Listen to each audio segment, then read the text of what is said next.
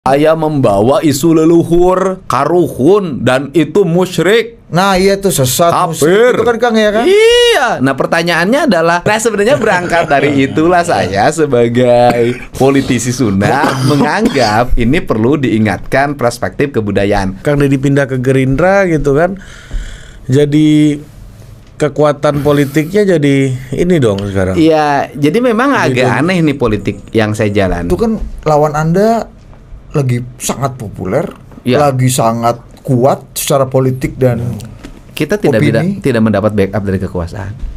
Saya menjadi kepala daerah yang sendiri memperjuangkan nilai-nilai itu. Dan ada satu yang membela saya ketika saya menghadapi kesulitan, kegelisahan. Bapak Hasim Jodio Hadikusumo.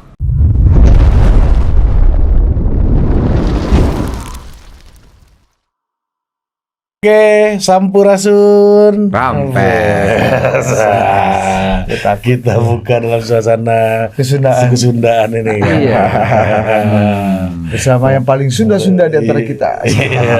Jadi kalau misalnya kita pesan wedding organizer itu Kang, kalau mau adat Sunda, ada paketnya tuh, mau saksinya Deddy Mulyadi atau enggak? Tapi hati-hati, nanti harus diperiksa dulu mas kawinnya. Apa? Nanti masnya palsu lagi. Ada itu kan bisa gitu. Ada. Buat gagah-gagahan di depan calon mertua ini kan. Ya kan nggak ada KUA kan nggak menyediakan verifikator keaslian emas. Oh, ini cincin saya di kawin depan kan? saya ini ada dua kutub yang berbeda ya. Satu sudah sejahtera, kedua menuju kesejahteraan. Menuju. Ini saya ingin menjadi beliau. Kadang-kadang Kang Deddy merasa ketemu ketum yang lihat saya ini. Oh enggak, bukan. Ini kan cermin kesejahteraan, cermin kebahagiaan, ya kan? Dan cermin kesabaran. Kalau yang masih kurus gini kan? Cermin pekerja keras. Hasilnya belum sepadan dengan apa yang dikerjakan. Kadang-kadang ini Kang, kalau suka di media sosial ini fitnah tidak berbanding lurus dengan pendapatan. Sudah ada bersama kita siapa lagi kalau bukan? The one and only Deddy Mulyadi. Yes. Putih-putih gini kayak angkatan laut Kang nih. Dulu beda, ini tergantung bos juga kan kayaknya nih. Enggak juga. Kostum ini Dulu Kan waktu di Golkar juga udah putih dari kayaknya. sejak zaman saya bupati sampai sekarang nggak berubah. Passion saya cuma dua, hitam sama putih. Oh, iya. Kalau ke sawah pakai hitam, Oh. kalau ke total politik pakai putih. Ya kalau Kan? pakai hitam nyaru sama background ini Gitu kan? Karena apa? Karena kalau ke total politik siapa tahu pulangnya bisa bertemu dengan yang putih-putih. Kita kan duda bos. Oh iya Kang ya. Maksudnya pocong. Iya betul. Kang Deddy lagi single nih ya. Monggo silakan ya diurus ya. Berarti potensinya kalau kurus-kurus gini sama kayak saya dong Kang. Kan sekarang lagi top of mind-nya lagi kayak Ari ini. Iya, ini kan Gemo ini lagi yang elektabilitas badan-badan lagi naik. kayak gini lagi kurang pasaran. Betul, Ya kan? Yang market pasarnya kurang. bagus adalah yang gemoy-gemoy seperti ini. Ya tapi di calon gubernur ini badan kayak kita atau badan kayak dia yang lebih paten nih Kang? Kalau calon gubernur itu tidak melihat badan, tapi siapa yang paling identik dengan Prabowo Subianto. Udah ada Prabowo efek sekarang. Kalau dulu itu sebelum pemilu itu gini nih, Jokowi efek. siapa yang paling tegak lurus Jokowi ya? Sesuai perintah lurah nih bos ya.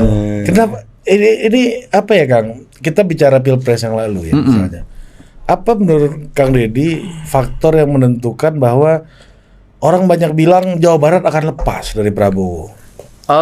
Kalau saya sih melihat itu kan karena orang selalu berpersepsi bahwa Jawa Barat itu identik dengan isu-isu yang bersifat agama, Sektarian. gitu loh, itu identik.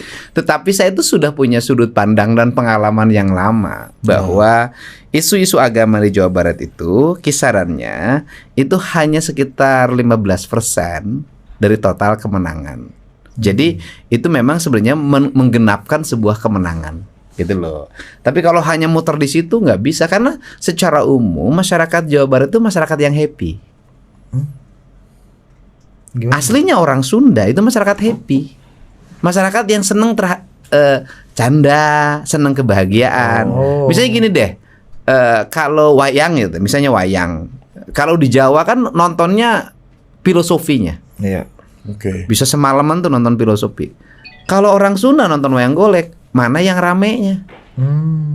Yang ceramah aja, penceramah. Penceramah yang terlalu serius di Sunda, pasarannya kurang. Tapi kalau penceramah yang ada nyanyinya, ada lawakannya, nah itu pasti pasarannya luas. Sehingga yang ceramah di mimbar, ceramah Maulidan, Rajaban atau Muharaman bisa pelawak jadi penceramah kalau di Jawa Barat. Oke, Haji Komar tuh laku itu ya. Nah, dulu. misalnya Ohang laku. Ohang, iya. Itu bisa gini loh, sampai fenomenalnya misalnya kan di daerah Subang tuh ada Cepia. Cepia itu kan ngelawak dengan berdandan gaya perempuan. Itu diundang di Maulidan ceramah. Ceramah pula. Ceramah pula gitu loh. Dan itu laku. Nah, orang Jawa Barat tuh happy, nggak seneng segala sesuatu terlalu serius. Heavy apa perdebatan. heavy? Hah? Tolong dong, F dan F ini Happy. lu. Happy. Kan orang Sunda mah susah ngebedaan F sama V. Enggak, karena maknanya beda. Heavy itu berat. Iya. Happy itu bahagia. Ya kata orang ya Dari tadi aja. yang beda juga banyak bos. Karena orang Sunda mah kalau dengar happy, ya itu berarti bahagia. Kan lidahnya lidah Sunda. Iya. Oh gitu. Jadi pendekatan itu pintu masuk itu hiburan dulu. Hiburan. Happy dulu. Happy dulu. Baru kita bicara program. Kan nggak usah dipaksa heavy aja nggak apa-apa. Ya juga. udah happy. Ya. Udah. Baru bicara program. Nah, sehingga orang Sunda itu seneng segala sesuatu yang realistis, tidak yang filosofis. Oh. Jadi realistis itu Konkret prinsip maksudnya. dasarnya gini, kadeuleu kareunge jeung karasa. Mati. Kadeuleu itu artinya terlihat. Kemudian kareunge itu terdengar. Karasa itu apa yang dirasakan. Sehingga setia pada apa yang sudah dirasakan oleh dirinya. Waduh. Itu susah. Jadi orang kalau sudah tahu realitas bahwa orang ini berbakti, orang ini mengabdi, orang ini kegiatannya ada, jasanya ada, setia orang Jawa. Gitu. Nah, ya kelompok yang berubah pikiran politik karena pengaruh regional politik yang dipengaruhi oleh politik di Jakarta, itu kekuatannya saya katakan tadi 15%. Dan itu kan bisa dilihat grafiknya. Sebagian Kota Bekasi, sebagian Depok, sebagian Bogor, sebagian itu tidak bisa menjadi mayoritas. Tapi katanya dulu waktu 212 tahun 2016 itu kontributor orang personalianya paling banyak dari Jawa Barat tuh kan. Ya karena dekat ke Jakarta. Oh. Kan orang dari Depok dekat ke Jakarta, dari Bogor dekat ke Jakarta karena dekat. Oke. Karena dekat ke Jakarta dan sensitivitas politik waktu itu berbeda dengan hari ini. Nah, iya. Karena bukan hanya persoalan problem isu agama sebenarnya, tetapi kan ada problem-problem lain yang mungkin dalam kacamata orang Jawa Barat yang datang, dia ada ketersinggungan personal, kan bisa begitu. Kita nggak usah bahas itu. Iya. Tapi dulu Kang Deddy di Purwakarta ini kan jadi ladang ini Kang. Nah itu Ya kan pertarungan nih. itu realitasnya. Habib Rizik itu jadi kami menganggapnya Kang, persepsi publik ya, Kang Deddy versus Habib Rizik nih waktu itu dulu. Nah itu saya ini kan memimpin sebuah daerah namanya dulu Purwakarta. Dari mulai jadi wakil bupati 2 periode. Sensitivitas publiknya kan tinggi.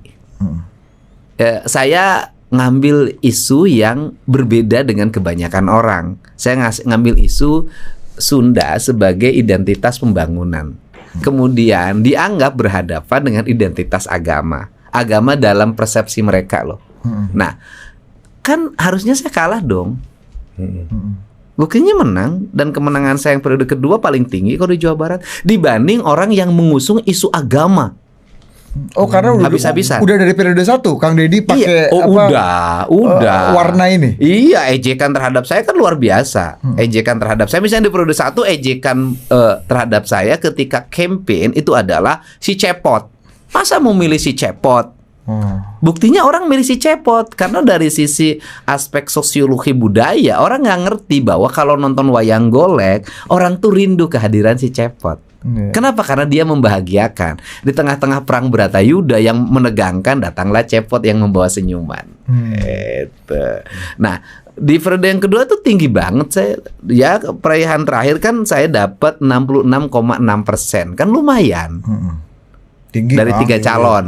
Tinggi Kang. Ya kan lumayan lah dari 3 calon. Pak Prabowo aja nggak nyampe segitu kemarin. Ini karena nasional. Tapi kan Pak Prabowo di Jawa Barat dulu pernah mencapai angka 70% loh. Iya. Gitu, 70%. Nanti di 2020 Langsung pandai. nanti di 2029 80. Ya. Langsung pandai. Bisa. Dulu pernah 70. Ya udah jadi maju kalau kayak gitu. Nah, terus Kang. Nah, jadi jadi- Kang Deddy identitasnya itu. Ternyata tidak juga gitu loh. Mereka hanya sekian persen dari total pemilih kita. Tapi kenapa ditarungi Kang? Karena kepala daerah yang lain memilih untuk berdamai, kompromis, mengakomodir. Pemimpin itu harus punya identitas ideologi diri. Nah ini serius ya. Ini gimana? Loh, Sunda itu mengalami degradasi kebudayaan, identitas daerahnya hancur, itu karena pemimpinnya tidak punya integritas. Ketika ada tekanan akomodatif, dibagilah bansos. Ya kan? Kalau bicara bansos itu, kalau dalam bahasa dulu itu bukan bansos, hibah. Bagilah hibah ke berbagai kelompok. Organisasi segala macam dipenuhin. Saya tidak seperti itu. Kenapa? Kita ini nggak bisa bangun bangsa kalau tidak punya identitas. Nah, identitas yang penting dalam sebuah bangsa itu kan yang 4. Orang harus punya identitas bahasa, harus punya identitas makanan, harus punya identitas pakaian, dan harus punya identitas seni. Oke. Nah, saya itu membangun tren itu karena saya melihat kok Sunda kehilangan jati dirinya. 4 hal ini. Sehingga saya membangun tren pembangunan yang memiliki basic pembangunan berkarakter. Sehingga pakaian saya itu waktu itu hitam. Karena saya harus bekerja dalam setiap hari berkeringat, berkeliling kampung, menyapa warga, Baju membangun kalong ya infrastruktur. namanya, kan? Iya, baju kalong. Dan saya jarang pakai sepatu waktu itu. Lebih banyak pakai sendal buatan Tasik. Nah, itu dilakukan dan kemudian melakukan pendekatan komunikasi politik dengan apa? Dengan pola seni. Saya berkeliling membawa musik namanya MK9. Kemudian nanti berinteraksi dengan warga. Nah, kemudian juga setelah itu saya melahirkan desain arsitektur khas yang namanya atap Julangapak, pagar Gapura Melati, gitu loh. Nah, itu kan hilang. Itu identity ya. Identity. Nah, saya gini, ini orang Padang, orang Sumatera Barat. Kalau ngomong Sumatera Barat, maka yang kebayang adalah bangunan rumah gadang, Ya, gonjong. Ya. ya kan?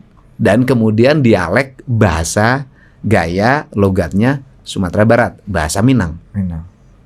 Kemudian kalau ngomong makanan Sumatera Barat, maka yang muncul dalam pikiran kita adalah masakan Padang. Identitas dong. Bajunya udah kebayang kan? Tarinya udah kebayang. Ya. Kan artinya bahwa Sumatera Barat punya Identitas. brand. Padahal kalau ngomong tentang agama, orang Sumatera Barat memiliki perspektif keagamaan yang sangat kuat dari sisi keyakinan culture-nya. Iya. Sekarang gini deh, mari kita ngomong. Mari kita merem cerita Jawa Barat. Yang kebayang apa? Iya, Susah sih. bingung. Saya kebayangnya itu ini. Iya, apa ya? Jawa Barat takut Karena bangunan identitasnya sudah hilang. lalapan. Bahasa identitasnya sudah mulai hilang. Kalau bicara terus makan, yang paling kebayang cuma makanan hari ini. Iya, Bandung kota kreatifnya kan. Bandung kan lebih muncul menjadi kota multidimensi. Iya. Decang Iya kan? Cuter saya kebayang. Nah, itu negara perlu membangun itu, Iya, daerah benar. perlu membangun itu. Padahal kita punya warisan kebudayaan. Cirebon punya warisan kebudayaan yang Oh kuat. iya, Sunda juga ya. Sunda, kemudian nanti Sunda Kulon saya menyebutnya, Bogor, Sukabumi, Cianjur sebagian kan punya identitas, ya kan, sebagai Sunda Kulon. Nanti wilayah Betawi ya, Sunda Betawi kayak kota Bekasi, kota Depok, sebagian Kabupaten Bekasi punya identitas. Kemudian nanti ada Cirebon, Indramayu, Majalengka, sebagian Kuningan sudah punya identitas kebudayaan Cirebonan. Iya. Nah, ini kan harus diartikulasikan dalam wujud yang nyata, kadele karenge karasa itu, agar menjadi multi dimensi produk. Oke. Salah satunya tadi pakaian, arsitektur Arsitektur, gitu kan, ya? makanan, bahasa. Kita gini deh. Kita ngomong global deh. Amerika mendominasi dunia lewat apa sih? Budaya, Makanan, pakaian, film, musik. sama senjata satu lagi. Ya, Senjata. Ya, senjata. Agak cocok sama Pak Prabowo. Senjata. Jadi budaya Pak Prabowo senjata sama kan. juga. US dollar. Terus kemudian senjata kan Ya. gitu, teknologi. Ya. Nah, bayangin ibu-ibu di kita itu kan mabuk drama Korea. Ya. Ya kan? Seneng banget nonton itu. Sampai wajahnya pengen kayak Korea, giginya pengen kayak gigi Korea, hidungnya. Itu kan melahirkan multidimensi produk yang nanti berhubungan dengan teknologi kedokteran, teknologi senjata segala macam. Makanya di sini mie jadi mie Korea, ini daging Korea gitu Kang ya, untuk memenuhi selera market itu. Dan mereka untuk market, mereka punya standar. Rumah makan Jepang yang ada di Indonesia standarnya Jepang. Rumah makan Korea yang ada di Indonesia standarnya Korea. Oh, makanya di DPR Rumah juga. makan Padang Ya. di mana-mana mendominasi di Indonesia standarnya Padang. Sunda kan perlu dong diartikulasikan. Ya. Oke. Nah, kenapa? Karena orang Sunda kalau tidak diartikulasikan itu, dia menghadapi gempuran mana? Jakarta. Ancamannya bisa kepunahan ini ya, identitas ini ya Kang. Nah, saya ngomong genetik. Orang Batak sampai kiamat ada. Karena namanya tetap Nasution, Panjaitan, Nababan, Sitompul. Orang Sunda sudah ganti semua namanya. Iya. Nggak ada aspek genetiknya, sudah ganti namanya, bahasanya sudah hilang, sudah jarang dipakai bahasa Sundanya. Bajunya sudah berbeda, makanannya sudah berbeda, arsitektur rumah sudah berbeda. Iya. Yang pakai nama Asep aja udah jarang. Hampir jarang, bayangin loh. Iya ya. Asep Show. Nah, Di TPI. Itu aja tuh terakhir yang melekat tuh Kang. nah, ini kan penting, maksud saya gitu loh. Nah, kemudian pertanyaannya adalah ketika orang Batak berpegang teguh pada nilai-nilai adiluhung kebatakannya, apakah dia menjadi suku yang tidak punya daya dominasi? Kan punya daya dominasi di Indonesia. Orang Cina, ayo, dimanapun tetap Cina. Leluhurnya 7 turunan di kita, tetap aja masih Imlek, Betul. Gong Cipacai. Iya, betul. Wah. Kalau meninggal ada di koran-koran. Iya kan? Meskipun agama udah macam-macam ya. Iya. Ada yang Kristen, ada yang Buddha, kan Iya. ada yang Konghucu. Jadi orang Cina itu mau agamanya Kristen, mau Konghucu, mau Buddha, tetap aja Cina. Iya benar. Nah, orang Sunda Islam semua. ada yang jadi Arab, Iya ya, betul. ada yang jadi Eropa, ada yang jadi Korea. Ya di DPR banyak tuh Kang, Korea-Korea kan. Kata Bapak Pantul. Nah, sebenarnya berangkat dari itulah saya sebagai politisi Sunda menganggap ini perlu diingatkan perspektif kebudayaan Jawa. Sok. Ya kan, orang Jawa lihat membangun identiti dirinya kan kuat. Iya. Kita kuat tuh bukan berarti memusnahkan yang lain juga kan? Iya. Membangun identitas kita aja, kita akan kuat. Ya kan, Pak Jokowi gaya politik Jawa, Mas Gibran wali kota Solo gayanya Jawa banget. Coba cari politis Sunda anak-anaknya, ada nggak sih yang bergaya Sunda? Gaya Sundanya aja kayak apa kita belum. Ya makanya Iya, gayanya bener nggak juga, kan? ketemu Iya, karena tidak pernah muncul. Kenapa tidak pernah muncul? Karena merasa minder. Iya, apakah Ridwan Kamil gaya Sunda? Apakah Deddy Mulyadi gaya Sunda? Yang mana nih yang gaya Sunda? Gitu kan kita nggak tahu. Tapi kalau Jawa kita punya benang merah yang agak identik. Agak sepakat kita. Agak sepakat. Iya. Iya. Kalau Sunda ini agak debatable juga deh Kang kita kan. Iya. Yang mana yang lebih Sunda? Iya, Ridwan Sunda itu Kamil seperti apa Deddy sih yang Mulyadi? paling Oh, Sunda? saya tidak mau bahas itu. Enggak, misalnya, enggak, ini misalnya. persepsi publik. Iya. Persepsi Ya itu publik. terserah Apakah publik Iwan aja boleh? menilai. Iya kan, karena kan ada standarnya Kang. Apakah Kalau Pak Ariel- Jokowi kan bikin standar Jawa itu kita punya ukuran kan. Siapa yang lebih Jawani itu kan ada ukuran. Ada kesepakatan kita lebih gampang capailah untuk mengetahui bahwa ini karakteristik leadership Jawa nih. Itu lebih gampang. Nah, Kayak kalau kita ngeliat Bambang Pacul sama Pak Jokowi sama udah tuh Jawa. Kelihatan benang merahnya kan. Jawa. Jawa. Saya Sunda kan teu muncul. Iya, Pan teu betul. katingali, teu kadeuleu, teu kareungeut, teu karasa. Manya maneh teu ngarti urang ngomong. Nah, itulah saya ingin muncul dengan itu. Sehingga saya Excuse me. katakan dulu kalimat sampurasun kalimat yang tabu. tabu betul. Saya yang pertama berucap sampurasun di depan umum. Itu betul tuh. Oh, sampai Akhirnya- akhirnya jadi tradisi Ya, Sampurasun. akhirnya sekarang jadi tradisi. Jadi- Kalimat akang. Kang. Dulu nggak ada di Jawa Barat orang nyebut akang sebagai pejabat. Oh gitu. Saya yang berani mengatakan bahwa saya bukan Pak Dedi, tapi Kang Dedi. Oh dulu Pak aja ya Kang? Heeh, nggak ada di Jawa Barat yang berani pakai iket kayak gini.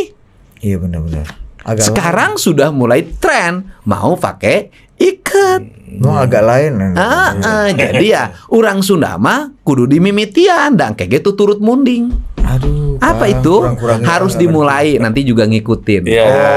Harus dipaksa, harus Harus dipaksa. dipaksa. Nah, ini kita pun harus dipaksa ngerti Sunda ini kan. Iya kan? ngerti. Iya betul. Kasih aja filtrasi ini Kang biar Biar shock dulu apa ini. biar kayak Aris malam ada di diskusi di komunitas agak banyak Jawa. Sekarang gini, orang punya istri orang Jawa, pasti dipaksa untuk bisa berbahasa Jawa. Iya iya.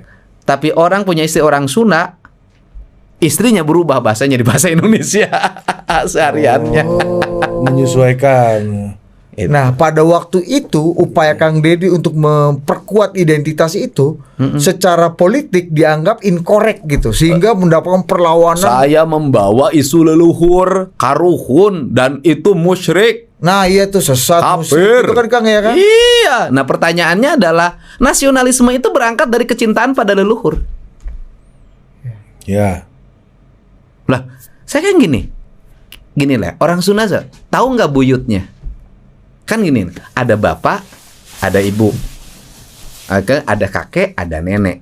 Orang Sunda kan. Kemudian ayah ada buyut. Di atas buyut ayah janggawareng. Di atas janggawareng ada udeg-udeg. Di atas udeg-udeg ada kaisiwur. Itu terlalu panjang. Hati gitu. Sampai buyut saja nggak tahu loh anak-anak kita hari ini.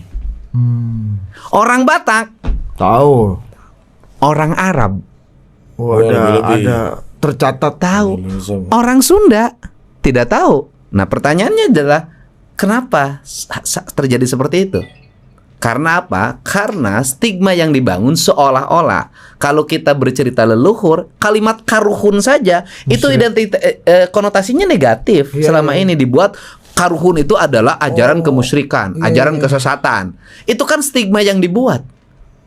Di Jawa ini kita masih diajarin sama orang tua kita, ayo nyekar eyang, Nah. yut, ya gitu-gitu kan. Stigma yang dibuat. Nah, itu yang oleh saya dikorek kembali. Kenapa kita tidak berani mengaku identitas kita?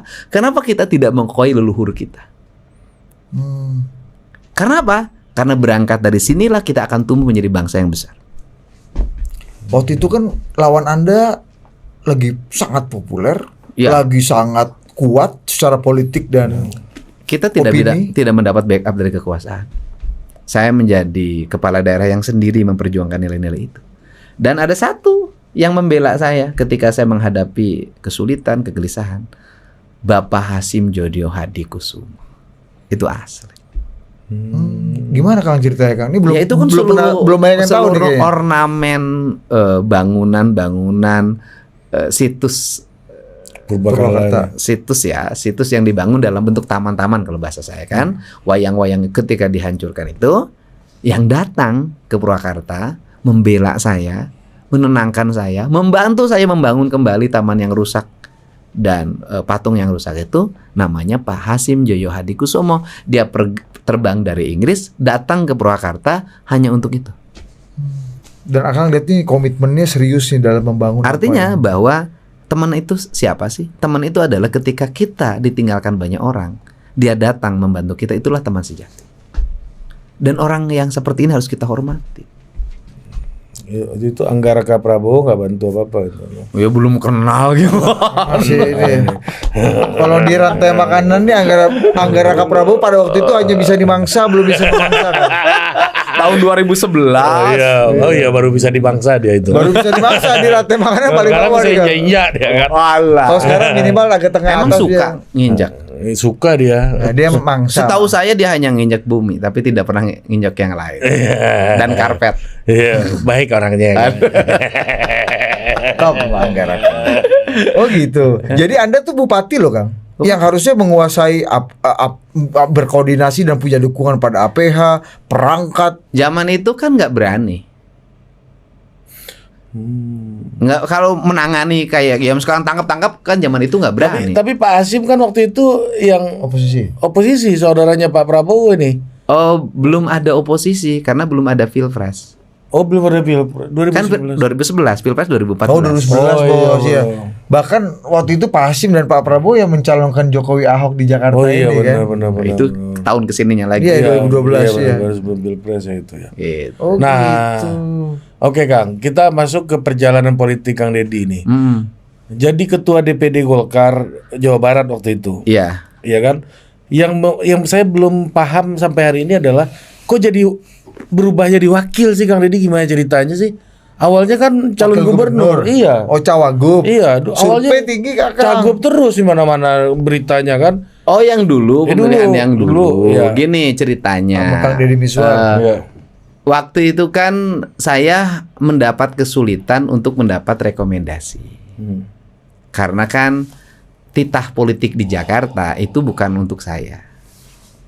Cerita dari siapa nih? Ya nggak usah disebutin. Oh, oke. Nah, ya titah politiknya bukan untuk saya, tapi untuk yang lain, gitu loh. Golkar nih Kang ya. Nah, iya Golkar kan Oh, kemudian, Golkar, ya Golkar kemudian kan terjadi perubahan struktur Golkar Iya. dari Pak Nov ke Pak Erlangga. Iya. Nah setelah Pak Erlangga inilah saya mendapat rekomendasi. Mm. Nah Pak Erlangga berharap waktu itu saya nyalon gubernur. Iya. Tetapi saya ini sudah melihat bahwa ini lebih realistis jadi wakil bareng Deddy Mizwar. Ini realistis saya karena itu berdasarkan riset. Iya. Gitu loh. Nah, tetapi di perjalanannya kan terjadi problem politik menurut saya sih. Bahwa ada isu yang kencang waktu itu, yaitu isu ganti presiden. Nah, itu ganti presiden itu sangat mendominasi pikiran masyarakat yang dekat dengan DKI dan kelompok Islam. Iya. Ya kan? Kanan itu kan. Iya. Nah, sehingga si survei ini menjadi jatuh. Karena para pemilih yang tadinya Pak Deddy Mizwar identik dengan pemilih Islam perkotaan. Iya. Kota Bekasi, Kota Bogor gitu loh ya. Kemudian sebagian Tasik, sebagian Garut, Kota Bandung, Kota Cimahi, Kabupaten Bandung. Nah, itu menjadi berubah pilihannya. Menjadi milih nomor 3. Pasangan Pak Sudrajat dan Saehu dengan tagline ganti presiden. Jadi pemilihnya Pak Deddy Mizwarnya hilang. Memanfaatkan isu politik Isu nasional. politik nasional. Karena waktu itu Pak Deddy itu incumbent jatuhnya ya. Iya incumbent. Iya. Dan waktu itu kelihatan banget. Jadi perubahan politiknya itu setelah debat kandidat Yang di pakai- Depok yang pakai ribut kaos. itu. Iya, iya, di UI kan. Iya. Viral itu Vinter tuh konsultannya tuh. Nah itu viral itu jadi ribut. Dan nah ini kan mereka itu para pengguna media sosial nih cepet kan dipengaruhinya. Hostnya Bang Vito tuh.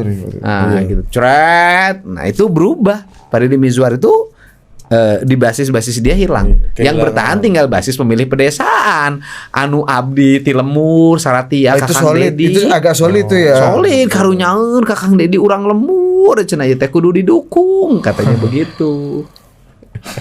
Coba ulang. Lu kan sering gituin gua pakai bahasa Arab. Karunya Kakang Deddy teh ti lemur cenah ke teu bogana naon, artinya tidak punya apa-apa kita dukung saja. Gitu karena suka datang kalau ke undangan yang sunatan yang kawinan suka datang katanya gitu. Kalau ngerti nih. Gitu.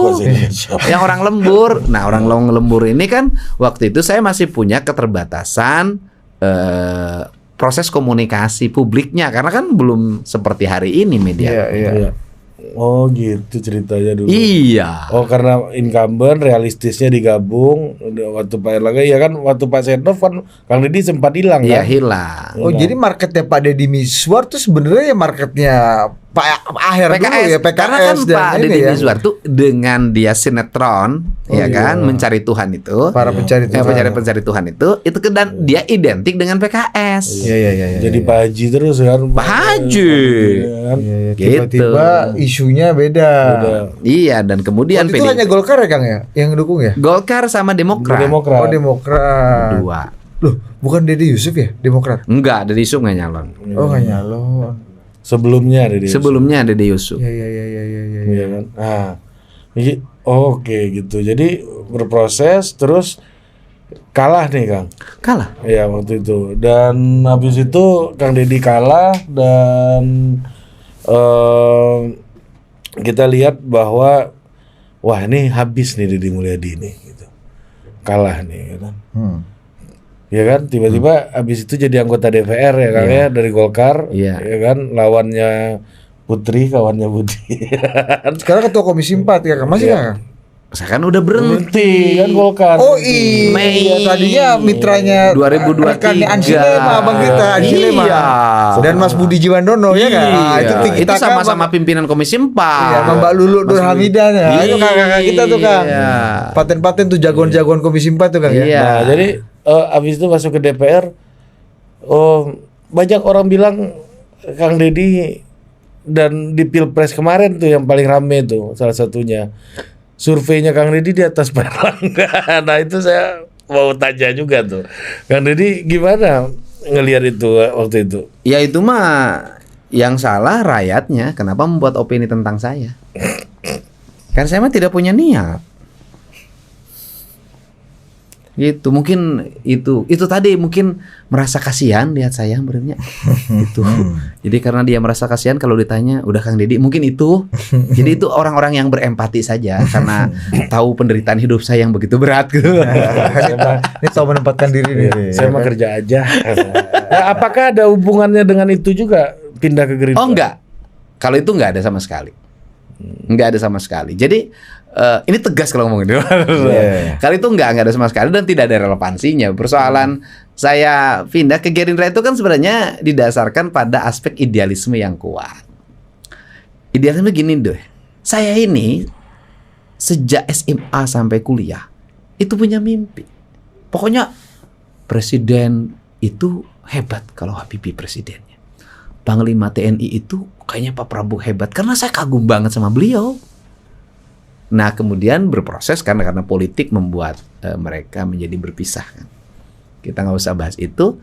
Dan kemudian saya lihat Pak Prabowo waktu 2014 di tempat saya paling tinggi loh di Jawa Barat. Peraihannya 70% lebih.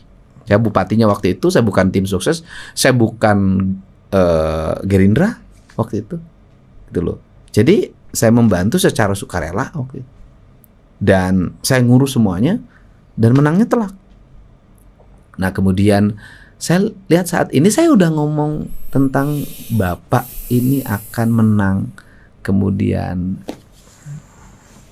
itu sudah bercerita pada beberapa teman-teman Golkar sebelum peristiwa ini. Bahkan saya udah ngomong nanti Pak Prabowo ini pasangannya sama Mas Gibran loh. Ah serius Kang? Tanya deh sama anggota Komisi 4. Itu belum ada nama Belum Gibran jauh. belum muncul-muncul. Belum. Apa Kang yang Nggak feeling bikin- aja. Hah? Feeling aja. Saya udah cerita itu. Feeling aja. Sakti. Nah itu feeling Sakti aja. Mandragit. Nah kemudian saya melihat ini saatnya deh saya harus membantu secara langsung. Jadi ceritanya begini. Nih, sini lagi duduk nih. Di belakang tuh ada gambar ibu saya karena saya itu ada sebuah tempat kalau saya duduk di situ ada gambar ibu saya. Saya tuh nonton YouTube. Di YouTube itu ada kunjungan Pak Prabowo ke pesantrennya Gus Miftah. Udah menhan beliau Kang. Menhan. Nah kemudian Gus Miftah itu udah hampir setahun nggak ketemu saya karena saya pernah ngundang dia ceramah tempat saya. Saya WA kan, Gus, emang Gus dukung Pak Prabowo? Habis itu Gus Miftah telepon saya, Kang Deddy, menurut Kang Deddy Pak Prabowo menang nggak? Saya nggak waktu itu ngomong Pak Prabowo ini menang Gus. Sekarang ini tahunnya Pak Prabowo. Nah kemudian kata Gus Miftah, gimana kalau kita ketemu? Ada Ayo Gus, di mana? Di Jakarta. Ketemu Ya. sama siapa? Ketemu Pak Prabowo. Pak Didi mau? Oh mau, siap. Ini anggota DPR Golkar. DPR RI Golkar. Ya. Nah kemudian di WA lah Pak Prabowo yang waktu itu lagi di Jerman. Diterima oleh Mayor Tidi kan. Nah kemudian balik ditanya, Kang Didi ini mau dukung? Iya mau dukung. Ditanya lagi, mau dukung apa mau gabung? Oh siap gabung pun. Wah, oh jadi ini aja ya. Langsung respon, saya siap gabung. Nah Ini kemudian gak ada angin, gak ada hujan nih padahal nih ya. nggak ada. Iya, nggak ada konflik di Golkar. apa segala- Hati Iya, kan iya. udah keterbawa hati susah kan, saya politisi mengikuti kata hati dan mata hati. Walaupun sering patah hati. Dan biasanya dia Sering bos. Iya. Dan kalau kata pepatah, kalau kita mengikuti kata hati maka di situ akan ada mata air. Iya, tetapi saya tidak pernah sakit hati. Itu. Nah, kemudian terjadilah pertemuan hari Rabu jam 14 sore. Ketemu Pak Prabowo, saya bercerita berbagai hal, kemudian Pak Prabowo menyatakan, Kang Didi siap bantu saya? Siap. Kemudian siap bergabung? Siap. Dan siap mundur. Saya mundur pulang ke rumah bikin surat pernyataan. Di hari yang sama. Iya. Lu nggak nunggu habis DPR dulu gitu. Nggak konsul sama PR. Kan Anda waktu itu masih ketua DPD nggak? Enggak. Udah enggak ya? Saya pengurus DPP, Udah ketua aja. Dewan, ketua bidang pertanian dan kehutanan DPP Partai Golkar kalau nggak salah. Sesuai dengan komisi Ya, Anda. sekomisinya. Itu loh. Udah Aceh ya ketua waktu itu. Iya. DPD-nya. Tapi masa nggak tanya-tanya, nggak konsul dulu sama senior-senior Golkar atau Enggak. Kalau saya quote-unquote galah-galahnya Kang Deddy di Enggak, Golkar? saya ngikutin kata hati. Kalau hidup ini yang paling bahagia itu ngikutin kata hati. Udah, kalau hatinya mengatakan itu ya ikut aja. Kalau udah lengkap ini hidup bisa kata hati. Iya. Kalau Gitu kita loh. kan Ikut kompromi. aja dan kita habis itu berkomitmen dan terus kan saya setelah itu langsung saya kerja loh. Setelah ketemu Pak Prabowo ini saya udah salaman dan saya menyatakan mundur, saya langsung keliling. Saya punya program namanya Safari Cinta. Yaitu program saya dengan grup musik saya, grup lawak saya keliling Jawa Barat itu yang hadirnya 20.000 orang, 15.000 orang. Saya keliling ke basic-basic yang waktu itu dianggap Pak Prabowo mengalami penurunan karena munculnya Mas Anies. Oh, itu memang udah terantisipasi dari awal. Iya, saya sudah baca itu. Oh. Saya pertama datang ke Ciamis, Pangandaran. Setelah itu muter Ya. ke Bogor, Garut, kemudian Kuningan, Majalengka, Cirebon, Indramayu, Subang, Cianjur. Saya keliling di Jawa Barat itu. Dan waktu keliling itu diikuti oleh survei. Ini sini ada perubahan nggak? Perubahan. Terjadi perubahan-perubahan dan habis itu iya pasti hasil kerja semua ya. Mungkin saya salah satu kontributor 0,00 sekian persennya naik. Adalah. Adalah. Dikit-dikit Dikit juga lah. adalah. Kalau banyak enggak lah. Humble bos. Menempatkan diri jago nih. Iya. Nah, terus gini Kang, kita lebih mikro lagi nih dari nasional Jawa Barat. Nah ini ke Purwakarta nih Kang, Heeh. tempat Anda berasal ini Kang. Heeh. Ini kita tahu ada beberapa kekuatan besar lah di dalam politik lokal Purwakarta. Salah satunya tadi yang sempat kita singgung Pak keluarganya Pak Ade Komarudin, ada Kang Deddy, aktor utamanya dan Golkar dua-duanya gitu. Heeh. Itu apa namanya? Kalau ngelihat hari ini gitu ya, gimana akhirnya Golkar di Purwakarta ini Kang Deddy pindah ke Gerindra gitu kan? Jadi kekuatan politiknya jadi ini dong sekarang. Iya, jadi memang agak aneh nih politik yang saya jalani ini. Iya, makanya. Dulu waktu saya mencalonkan diri menjadi anggota DPR RI, ya kan dari Partai Golkar dalam posisi ketua DPD Partai Golkar. Jawa Barat. Dan baru berhenti jadi bupati beberapa bulan. Itu kan kalau berhenti jadi bupatinya itu kan Oktober sejak mengundurkan diri ya. Pemilu udah waktu itu pemilunya bulan April. Jadi kan November, Desember, Januari, Februari, April 6 bulan kan. Peraihan suara saya di Kabupaten Purwakarta itu 108.000. Di Kabupaten Karawang 60.000. Di Kabupaten Bekasi 40.000. Kan, saya menjadi peraih suara pertama lah. Dan kalau kalau waktu itu di calon dari Partai Golkar tertinggi se Indonesia. Partai Golkar ya. Karena yang paling tinggi waktu itu Mbak Puan loh, 450.000 kan. Nah, ini yang sekarang ini Mbak Putri, Teh Putri yang kedua kan. Nah, yang sekarang ini saya udah berhenti lama jadi bupatinya. Jadi anggota DPR juga berhenti. Iya. Tidak punya struktur kekuasaan. Tidak punya tim sukses, jujur aja, nggak punya, gitu kan? Nah, peraihan saya di Purwakarta sekarang itu 126.000, lebih banyak. Kabupaten Kerawang 133.000, Kabupaten Bekasi 113.000. Buset. Loncat. Lebih banyak. Gitu loh. Jadi jumlahnya 375.563 kalau nggak salah. Nah, udah lewatin Mbak Puan. Nah, artinya bahwa politik hari ini menarik. Menarik, kedekatan emosi itu mengalahkan struktur partai dan kekuasaan. Berarti struktur yang dulu Kang Deddy bangun itu udah nggak lepas. Udah dilepas berarti. Ya karena nggak punya orang jaringan saya yang calon-calon Golkar yang nyalon kabupaten kota. Iya. Sekarang kan nyalonnya Golkar bukan Gerindra. Nggak ikut gerbong Kang Deddy ke Gerindra. Enggak. Ini kata hati aja nih ya berarti. Kata hati aja. Kemudian ada beberapa orang yang tadinya saya persiapkan nyalon di Golkar, akhirnya ikut pada saya. Oh, ada nyalon juga. di Gerindra dan semuanya masuk. Oh. Gerindra itu di Purwakarta dulu itu 7, sekarang jadi 10. Suara partainya. Jagoan gua. Golkar dulunya 11, sekarang jadi 9. Ya, jadi dalam bursa transfer Nah, ini Kang di Deddy Kerawang ini inilah. Gerindranya sekarang pemenang. Ini kayak Pak Prabowo kayak beli Cristiano Ronaldo. Iya, enggak lah. Zinedine Zidane. Tapi enggak bos, ini free transfer bos. Iya, oh iya, Bre. Iya kan Bosman rules ya. Enggak lah. Hati nurani ini. Bos. Hati aja karena gini loh. Hidup saya ini kan hidup itu kalau sesuai dengan kata hati itu bahagia, enjoy. Udah. Itu Rezeki jangan akan maksain mengikuti diri ya, kan? kalau hati kita nolak, nggak enak. Rezeki ngikutin nggak biasa itu Bang? Rezeki ngikutin.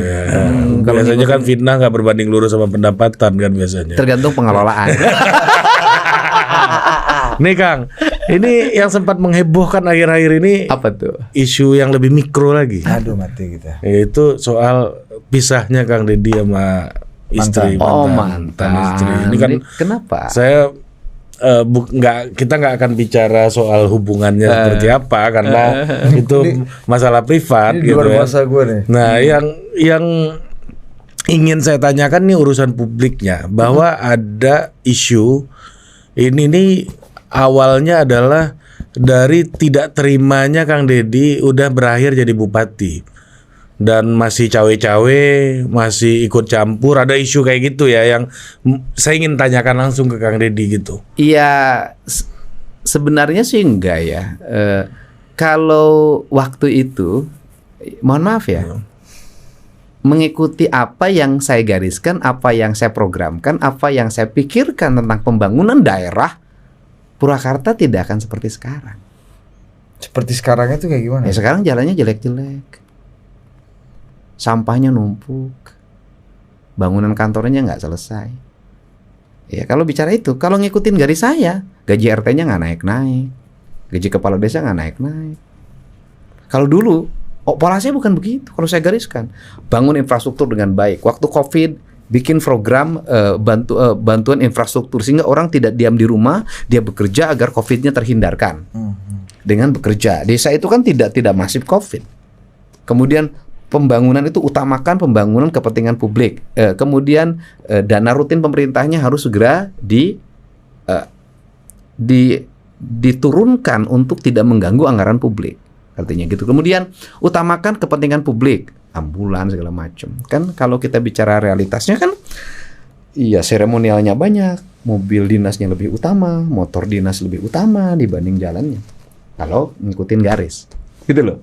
Artinya bahwa saya punya visi, saya punya program, tetapi tidak mesti bahwa itu dipaksakan kalau memang tidak. Dan buktinya kan tidak dilaksanakan. Cawe-cawe itu benar Kang berarti? Cawe-cawe apa? ikut campur di pemerintahan. Enggak, Jadi, bukan ikut campur. kitchennya ini loh. Ini visinya ini loh. Iya. Karena kan judulnya kan Keberlanjutan. melanjutkan Purwakarta Istimewa. Kalau melanjutkan apa yang dulu infrastruktur adalah program utama pembangunan, ya harus utama dong. Karena campaign kemenangan pilkadanya itu ya Karena melanjutkan itu, tadi kan. melanjutkan itu. Oke. Apa yang bikin kemudian Ya, baru semangat kan lu kan tadi menyalahi gua kan itu. lu kan. Terus baru semangat. apa? Ya? lupa gue mau apa? Apa yang membuat Nah, Apa yang bikin jadi beda kan? Iya. Padahal ini kan harusnya satu renceng Dan kalau Kang ibaratnya Deddy masih kopi. nyalek di situ, masih pejabat di DPR RI dari ya sana setiap gitu. orang kan ingin membangun identitas dirinya dan kita harus hormati. Bahwa saya berbeda dengan Beliau. dengan sebelum saya. Oh. Kan boleh. Oh iya. Oh. Termasuk persoalan proses. Kalau saya kan gini, ini loh prinsip pembangunan yang memiliki basic kebudayaan. Nggak mau kan? Karena takut terhadap serangan. Intinya nggak mau mengambil resiko. Padahal manual booknya udah dibikin ya Kang ya. Itu yang dimaksud. Kalau ada serangan, lo gini cara ngatasinnya. Dan di antisipasinya. zaman itu sudah hampir nggak ada serangan, Pak. Kan- Udah landai. Kan Polarisasinya udah beda petanya. Jakartanya udah kebijakannya udah beda. Pak Jokowi kenceng. Nah, gitu loh. Jadi tetapi kita harus menghormati itu adalah sebagai sebuah pilihan hidup, pilihan ideologis yang harus diambil dan itu brand yang diambil dan kita hormatin. Gitu loh. Ini soal brand nih berarti. Brand. Ya kan wajar kalau orang juga ingin punya brand sendiri, tidak usah nebeng pada brand yang sebelumnya. Kan hak setiap orang. Walaupun kampanyenya menggunakan brandnya sebelumnya. Ya sebelumnya. Keberlanjutan apa kan? Ya, Keberlanjutan melanjutkan Purwakarta Istimewa. Nah, itu melanjutkan ini. Melanjutkan Purwakarta Istimewa gitu. Karena itu dianggap sebagai ikonik pembangunan yang relatif berhasil. Bayangin loh. Di tempat saya sekolah free loh. Berobat ke rumah sakit belum zaman BPJS, cukup pakai KTP. KTP betul. Terus kemudian setiap orang boleh lapor berbagai problem yang dihadapi dan kita tanganin. Infrastruktur itu terbangun bagus sampai pelosok-pelosok berbeton, berhot mix semuanya. Air mancur menari. Ada yang terakhir itu peradaban yang kita bangun Taman Air Mancur dan itu tidak ada di tempat lain dengan volume anggaran yang sangat kecil Purwakarta itu. Dari mana kita dapat? Dari efisiensi. Itu launchingnya TV nasional ya Kang waktu itu kan Iya, ya. Pak Jokowi datang. Akhirnya se-Indonesia bikin nonton. gitu. Ya. Pak Jokowi datang dan nonton. Sekarang kalau ada air mancur di mana-mana nih sekarang bilang Kang Deddy. Purwakarta nih. katanya. Enggak, air mancurnya udah nggak nyala lagi semua. Oh gitu. Hah? Masa? Air mancurnya udah nggak nyala lagi. Dulu kita tuh pengen ke Purwakarta karena pengen nonton Kan itu yang disebut dengan problem pengelolaan. Enggak nyala lagi. Tapi Kang Didi cawe-cawe berarti. Kayak gimana? Ikut campur balik lagi. Bagaimana kita sudah nggak ikut campur? Kan kita nggak ikut campur. Kalau ikut campur justru ini nyala Karena lah. nggak ikut campur itulah, infrastruktur pembangunan jalannya menjadi tertinggal, air mancurnya jadi tidak nyala. Kan problem. Iya. Tapi kan nggak ada masalah gitu loh. Seberapa yakin Kang ini punya dampak elektoral atau ada hukuman elektoral bagi beliau? Bagi Kita nggak Pak mau Bupati. bahas itu ya. Kita kan tidak dalam posisi berkompetisi politik. Yang jelas bahwa ketika saya masuk Gerindra, itu pertama saya mengalami kenaikan elektoral yang cukup tinggi ya. Jadi hampir 3 kali lipat lebih. Kemudian kursi Gerindra di DPR RI-nya jadi dari 2 menjadi 3 kursi. Sekarang 3 Kang. 3 kursi. Tadi Gokil. berapa? Dua. Asalnya 2. Siapa aja Kang? Saya, kemudian Dr. Gigi Putisari, Obon. Obon Tabrani. Jadi yang kemudian Gerindra di Purwakartanya menjadi partai pemenang. Dan itu tugas saya. Masa kita masuk pada sebuah partai politik itu tidak memberikan kontribusi. Betul. Atau misalnya mengambil haknya orang lain. Kan nggak bagus. Bawa kursi sendiri lah Kang. Iya, Didi ya. kalau kita maju sebagai pendatang baru terus yang lama itu kemudian terambil oleh kita kursinya. Ya, kursi hilang ini Ya kan kita sebagai orang baru masuk, gimana perasaan orang yang diambil, yang sudah lama berjuang di situ. Tapi kalau kita menambah kan nggak ada problem, membuat happy banyak orang. Basisnya happy tadi. Happy. Makin rame makin seru kan, ya kan? Oke, berarti jadi ngerti lah kita ya, nggak perlu terlalu eksplisit. Iya. Biar kan ada ruang-ruang kalau terus kau bilang biar ada ruang imajinasi. Iya. Tapi kalau urusan privat kita bukan kontennya, mungkin di Denny Ya udah kau usah disebut. mungkin Denny Sumargo aja. Kalau urusan privat ya. Jadi gimana Kang? Nah, Kang, nih soal Airek nanya naon deh ke aing. pencalonan di Jawa Barat Nah, sekarang. mm-mm. Ini Jawa Barat itu adalah daerah strategis elektoral nasional lah. Mm-mm. Ya, populasi terbesar di Indonesia. Harus ada atensi khusus. Aduh, pasti ada atensi khusus dari pusat gitu. Nggak mungkin ini dilepaskan pada elit-elit lokal untuk Mekanisme berhitung pasar sendiri gitu kan. ya. Kalau Pilbub Purwakarta pasti ini atensi khusus dari provinsi. Iya. Karena ini daerah strategisnya Kang Deddy gitu kan. Pasti provinsi, pengurus partai di provinsi pasti memberikan atensi khusus juga gitu. Ini sama kayak halnya Jawa Barat, Jawa Tengah dan Jawa Timur nih. Ini permainan elit nasional nih gitu. Ini ada dua tokoh penting hari ini Kang di dalam pilkada ini, yaitu Pak Prabowo dan Pak Jokowi gitu. Iya. Nah, Golkar partai koalisinya Pak Prabowo juga, Gerindra partainya Pak Prabowo gitu. Nih Kang Deddy, dan sekarang incumbentnya di Jawa Barat adalah Kang Emil yang merupakan Golkar. Iya. Nah, gimana Kang Deddy melihat peta ini nih sebagai partai koalisinya Pak Prabowo, partainya Pak Prabowo juga? Ya saya nggak gimana ya, santai aja. Saya tiap hari relax aja, kelihatan dari YouTube saya. Oh, ya, itu benar. relax aja, ngapain gitu loh. Hidup ini nikmati proses. Urusan hasil biar yang di Jakarta yang menentukan. Kita ini kan pelaksana teknis. Iya, kebijakan teknisnya dan kebijakan politiknya iya Ketua Umum Dewan Pembina dong Pak Prabowo. Ya kita ikut saja apa yang dia perintahkan. Ya kita pasti laksanakan. Yang penting saya dalam setiap hari terus bekerja melayani masyarakat berdasarkan kemampuan yang saya miliki. Gawe, nu penting mah. Ya, sama Urusan ditempatkan mah ya udahlah, biar Pak Prabowo yang menentukan. Iya. Nggak pindah partai juga kalau nggak dapat. Kalau nggak dapat rekor nggak pindah partai. Pindah partai orang sehari ini anggota DPR terpilih dengan suara tinggi. Mau pindah kemana lagi? Cocok. Tapi kan kalau misalnya dapat rekom, konsekuensinya suara tertinggi Anda ini akan gugur dengan Saya sendirinya. berarti menyumbang lagi bagi orang lain yang pengen jadi anggota DPR di bawah saya, kan buat kebahagiaan bagi orang lain. Ujungnya happy lagi kan? Happy lagi. Iya, happy Kan semua. bayangin ada, bisa jadi kan sekarang ini ada yang berdoa. Iya. Ya Kang kan Deddy pada maju saya, gubernur. mudah-mudahan Kang Deddy maju gubernur biar saya menjadi penggantinya kan. Nggak apa-apa. Kebahagiaan kita diberikan pada orang lain. Silakan nanti Anda yang berharap Kang Deddy PAW ini silakan melobi Pak Prabowo ya. Iya kan.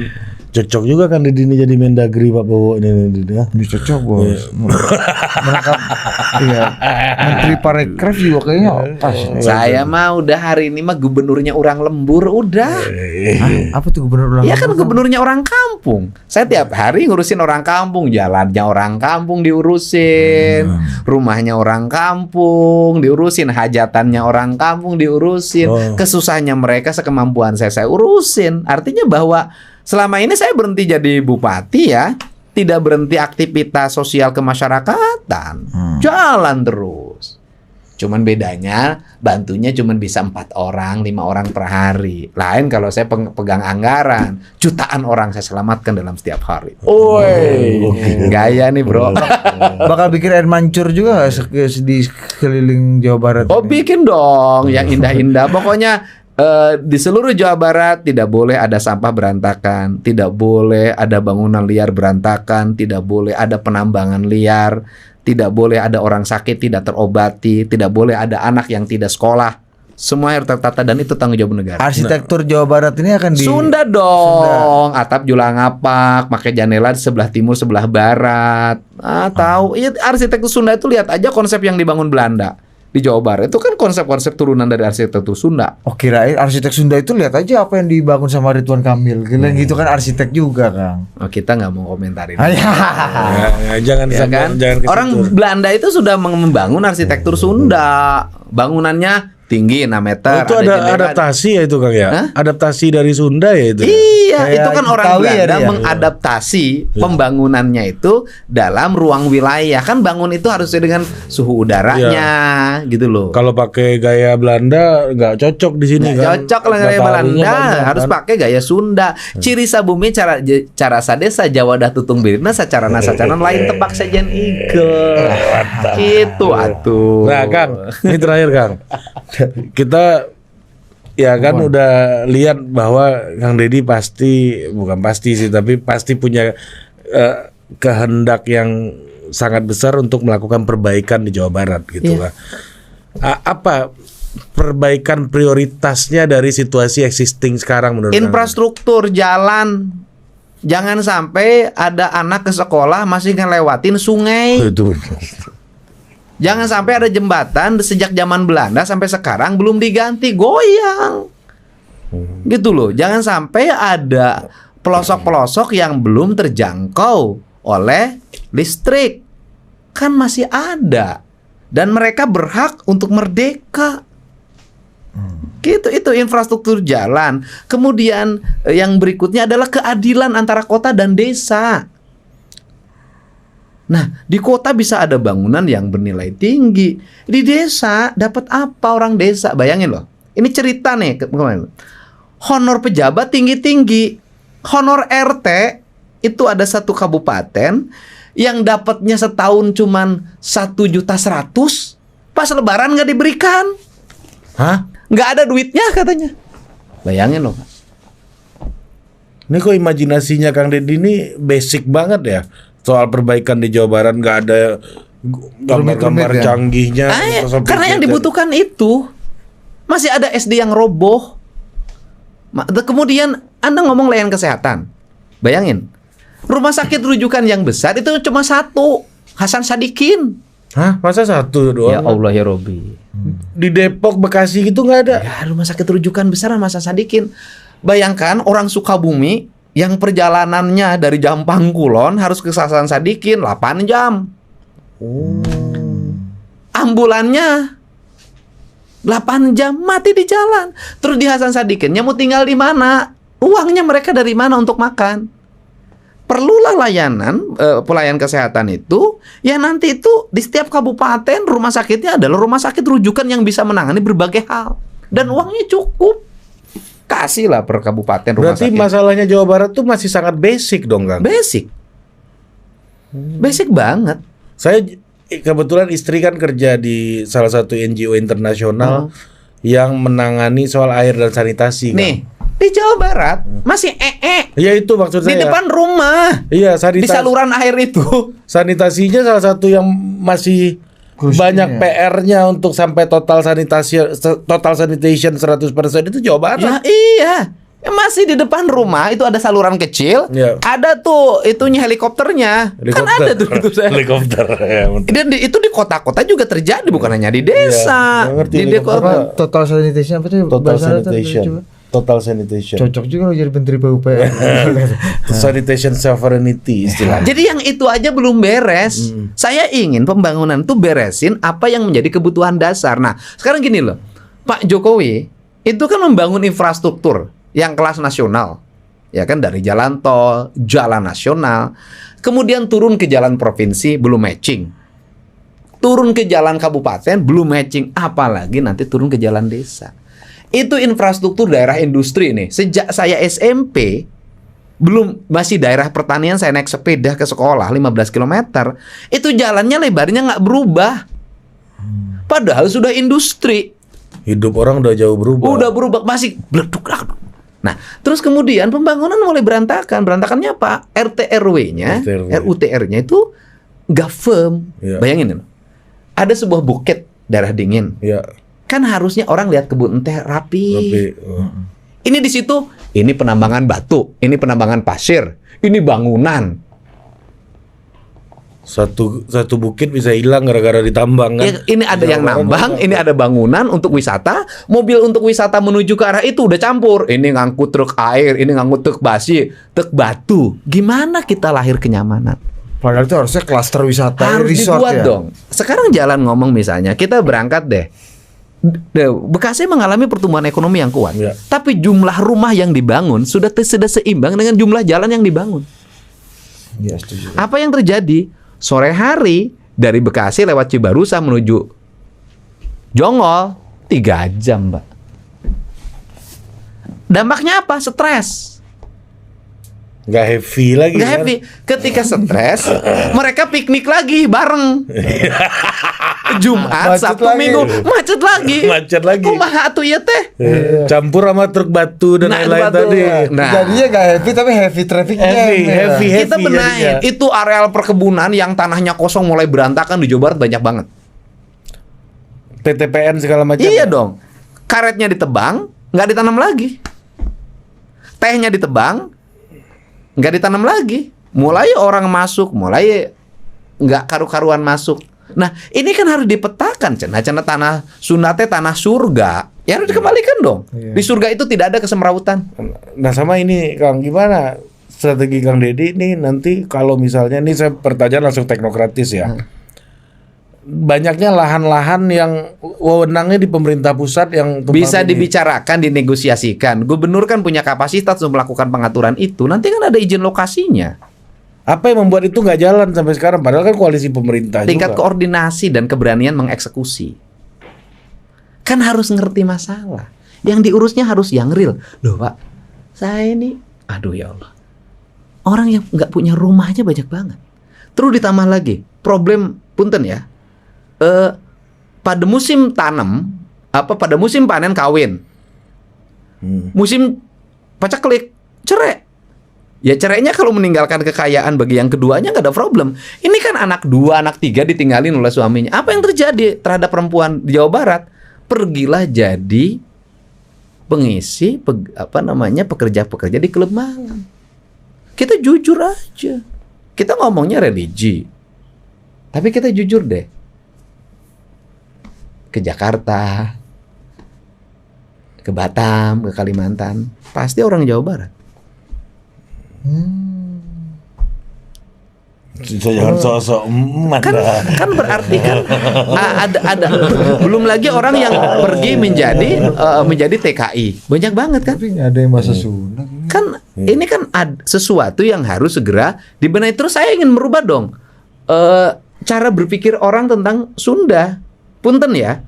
Sekarang nih kalau kalimatnya menjadi negatif, enak cenah hayang ka Jawa Barat, ka Bandung gak rilis. Jadi mengidentikannya itu menjadi perempuan, menjadi eksploitatif. Kan ini harus dirubah brand ini dong. Dengan cara apa? Ya kebijakan pemerintah harus terintegrasi. Provinsi, pusat, daerahnya harus terintegrasi. Lama ini kan jalan masing-masing. Programnya tidak terintegrasi. Kan yang itu gampang. Kan ada data BPS. Di data BPS itu nanti terlihat. Ya kan? Kelemahan kabupaten ini apa? Kelemahannya misalnya di sini sekolahnya belum beres urusan sekolah dan puskesmasnya. Ya sudah tinggal dipanggil tahun depan ini seluruh puskesmas sekolah harus beres. Ini intervensi. Ini harus dilakukan. Anggaran Anda terkoreksi. Kan anggaran itu kalau dibuka, loh lebih banyak untuk jalan-jalan perjalanan dinasnya ke dalam dan ke luar negeri dibanding untuk pembangunan rakyatnya. Yang dasar aja belum beres. Memang beda kalau mantan bupati nih bos. Urusannya dari orang bangun tidur sampai tidur lagi kalau bupati ini kan. Apa sih Kang Deddy? Gubernur apa Kang? Gubernur Urang Lembur. Urang Lembur. Ya. Anda bayangin loh. Apa gitu? Di perempatan masih banyak orang yang pakai yang minta-minta, yang pakai chat itu gitu loh. Saya kan nanganin mereka tiap hari. Saya selalu kenapa sih negara nggak bisa beresin ini? Di TikTok saya nonton tuh kan masalah kambing, masalah main catur, masalah Terus publik juga mindset publiknya harus dirubah loh. Saya termasuk mengkritik pendidikan hari ini. Loh, sekarang gini deh. Kita pendidikan ngomongnya tinggi banget. Membangun anak-anak sekolah SD, Itu dari SMP kecil. untuk buang sampah pada tempat aja belum bisa. Kang, Itu kan ke zaman Kang Deddy kan yang anak kecil suruh melihara kambing itu Iya. kan. Iya.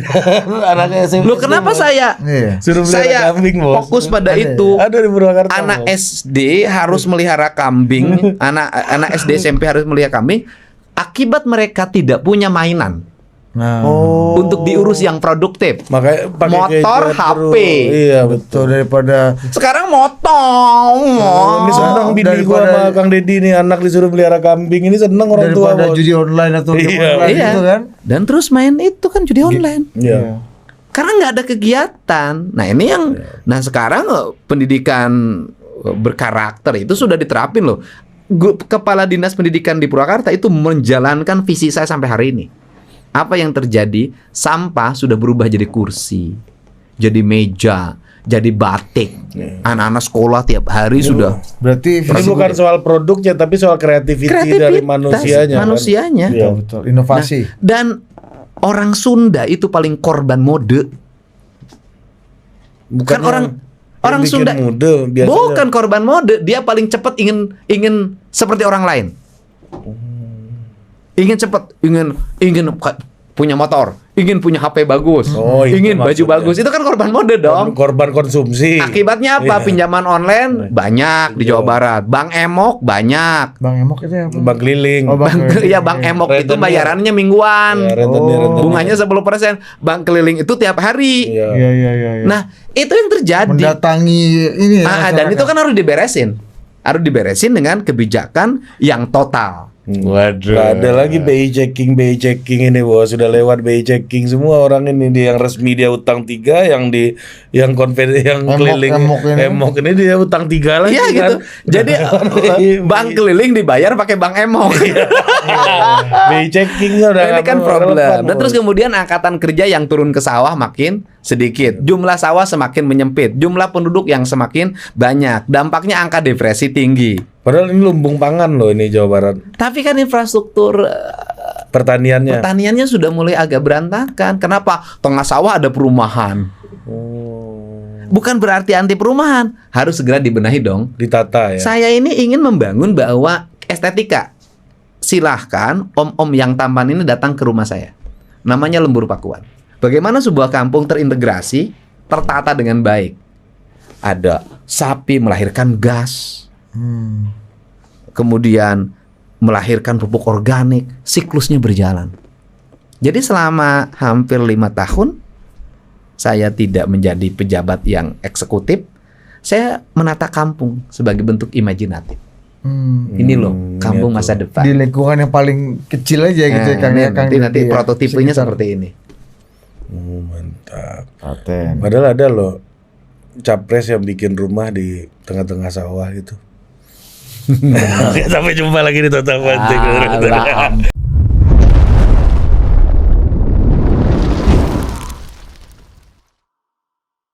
Itulah tadi ungkapan curahan hati Kang Deddy Mulyadi pada saat Kang Deddy Mulyadi sempat dianggap sebagai pemimpin musyrik oleh Habib Rizik.